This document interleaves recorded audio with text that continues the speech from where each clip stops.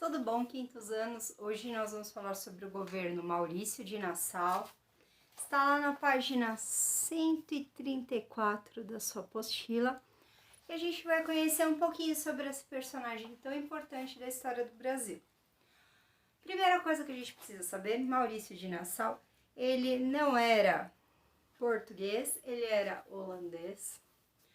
Então, quando nós estamos estudando ali as invasões holandesas no Brasil, é importante a gente lembrar que os holandeses eles tinham um bom conhecimento do território brasileiro por causa dos engenhos de açúcar. Eles faziam a transformação daquele açúcar bruto em açúcar refinado. E Maurício de Nassau esteve por aqui, você pode acompanhar lá na sua apostila. Ele teve um governo que durou 7 anos e ele foi uma das pessoas que mais investiu no território brasileiro. Por quê? Ele achava que quando um país ele começava a se desenvolver, as coisas fluiriam de uma forma muito mais fácil. Então nós vamos ver algumas das criações de Maurício de Nassau aqui, por isso que eu pedi para vocês deixarem um momento separado para a gente conhecer um pouquinho sobre o trabalho de Maurício de Nassau. Então uma das coisas que ele fez foi investir em infraestrutura. O que é infraestrutura? A infraestrutura é o desenvolvimento, são coisas que você está criando para facilitar os trabalhos. Então, por exemplo, obras de infraestrutura que a gente tem aqui em São Paulo. Pavimentação de rua, calçamento, tá? Então, isso é infraestrutura. Encanar rios, é fazer esse tipo de melhoria. Maurício de Nassau, ele fez algo muito importante. Ele investiu em infraestrutura no Brasil, que ainda não existia. Ele construiu pontes, diques, que a gente chama deck, né? Aquele local em que você encosta a sua embarcação, era quase que um porto mesmo.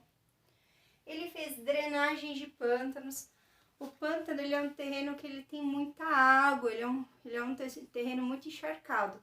Então, fazer a drenagem significa que você está tirando essa água dali e fazendo as primeiras mudanças de curso de rio que a gente tem no Brasil. Então, ele faz essa mudança. Por quê?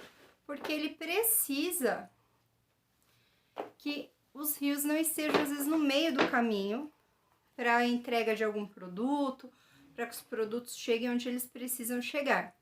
Então, o que acontece? Essa drenagem, ela ajuda também para que esse terreno ele possa ter alguma outra serventia, ele possa servir para plantação e tudo mais.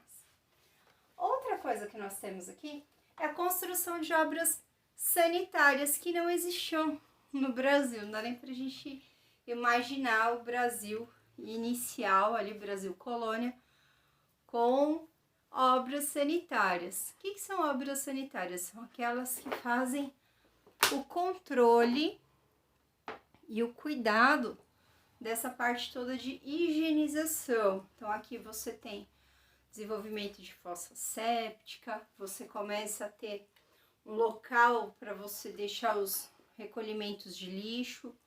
Então, isso aqui são obras sanitárias, são obras que têm a ver com a saúde das pessoas. Então, a gente fala hoje de vigilância sanitária. O que a vigilância sanitária faz? Olha para ver se os produtos que você está comprando eles estão vencidos ou não. Se o produto tem algo que você está consumindo ali e tem componentes a mais ou a menos que podem fazer mal para a nossa saúde. No caso, como a gente está vivendo hoje, que tem uma epidemia, o controle sanitário faz esse cuidado para ver, por exemplo, se as ruas em torno do hospital elas estão altamente contaminantes ou não. Se aqueles EPIs, aquelas roupas que os médicos usam, estão adequados ou não. Isso são controles de medida sanitária. Tem a ver com bem-estar, saúde e higiene. Nós temos também aqui, ó, Maurício de Nassau. Ele trouxe artistas e cientistas holandeses, que eram do país dele, para estudar e para retratar o Brasil. O que isso quer dizer? O Brasil ele ainda era pouco conhecido, pouco estudado, e um território extremamente grande em que ninguém fazia muita noção do que tinha aqui. Maurício de Nassau resolve catalogar tudo aquilo que ele estava vendo no território brasileiro. Então, quando a gente fala artistas, ele não trouxe cantor, músico,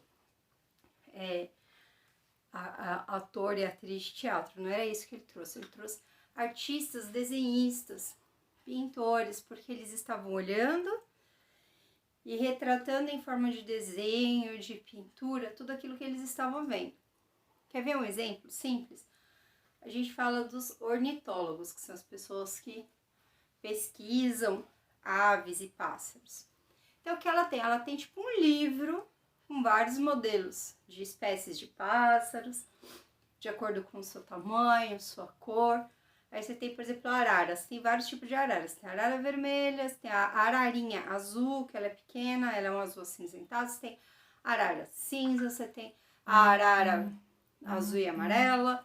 Você tem uma série de outros modelos. Era isso que esses artistas que vinham para cá faziam. Eles iam desenhar e catalogar plantas, animais, paisagens. Então eles estavam deixando com que as outras pessoas conhecessem um pouco do nosso território. Lembra que nessa época que não tinha foto, não tinha nada. Então toda essa parte de retratar algum lugar tinha que ser por meio de pintura ou de desenho. Outra coisa que ele também trouxe foram os primeiros cientistas para estudar esses animais. Por quê? Muitos animais que estavam aqui no Brasil, eles não eram vistos em outros lugares do mundo. Então, eles se encantaram, né? Maurício de Nassau se encanta com aquilo que ele está vendo. E ele sabe que ele não tem a capacidade técnica de saber o que é o quê. Então, ele traz estudiosos para começarem a fazer esse catálogo dos animais, o catálogo da fauna, da flora, do que a gente tem aqui no nosso território, para que a gente realmente saiba o que tem e comece a estudar.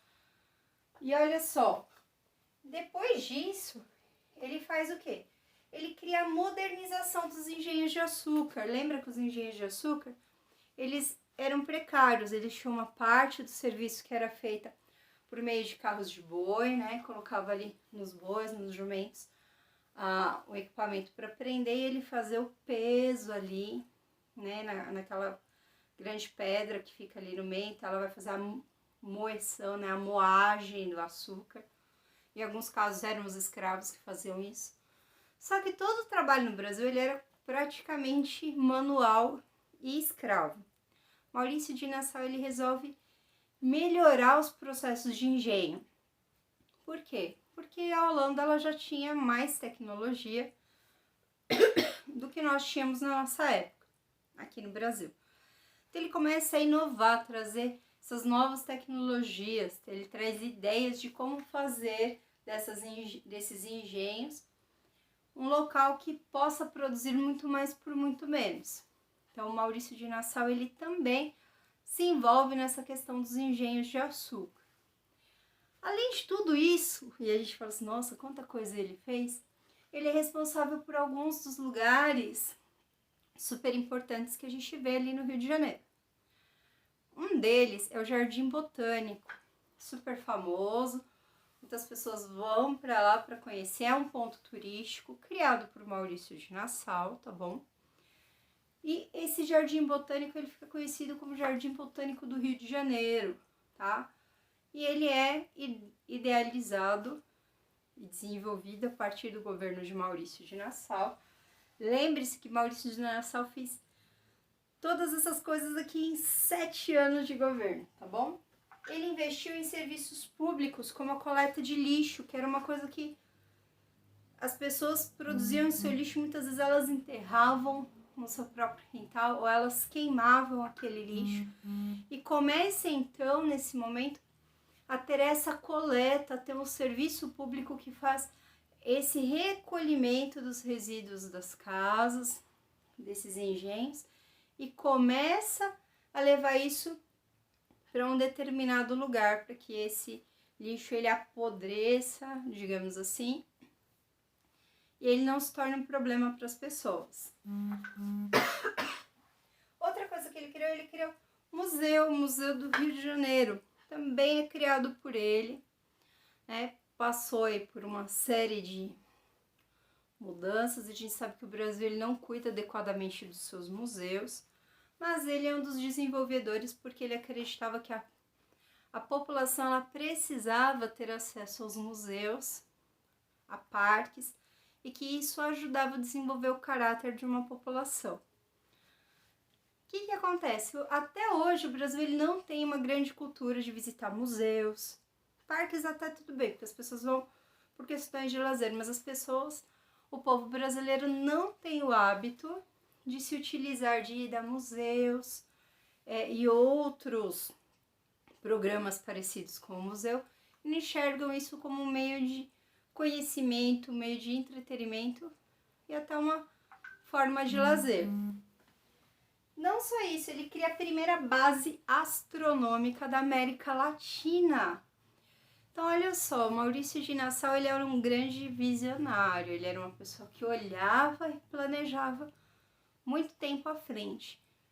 Parte do seu patrimônio ainda existe até hoje, tá bom? Essa primeira base astronômica que a gente tem, ela ainda existe, tá? E o que a gente precisa pensar em relação ao Maurício de Nassau? Maurício de Nassau, embora ele não fosse um português, ele era uma pessoa que ele estava realmente interessado em desenvolver o Brasil e não deixar o Brasil meramente ser uma colônia, tá bom? Tudo isso que a Pro deixou marcadinho aqui, você não precisa se desesperar. Ai, meu Deus, eu não consigo enxergar o que a Pro escrever na lousa, porque a Pro está mais ou menos na frente. Você tem aqui nesse texto, nesses tópicos aqui, está tudo isso que eu coloquei na lousa, tá bom? Lógico que se a gente estivesse em sala de aula, a Pro ia pedir uma outra pesquisa sobre Maurício de Nassau. Mas como vocês estão em casa, façam aqui a leitura. Poxa, achei legal. Quero conhecer mais um pouquinho do Maurício de Nassau. Você pode fazer uma pesquisa para você conhecer um pouquinho mais da história dele, porque a história dele realmente é impressionante. Beijo, até a próxima aula de história.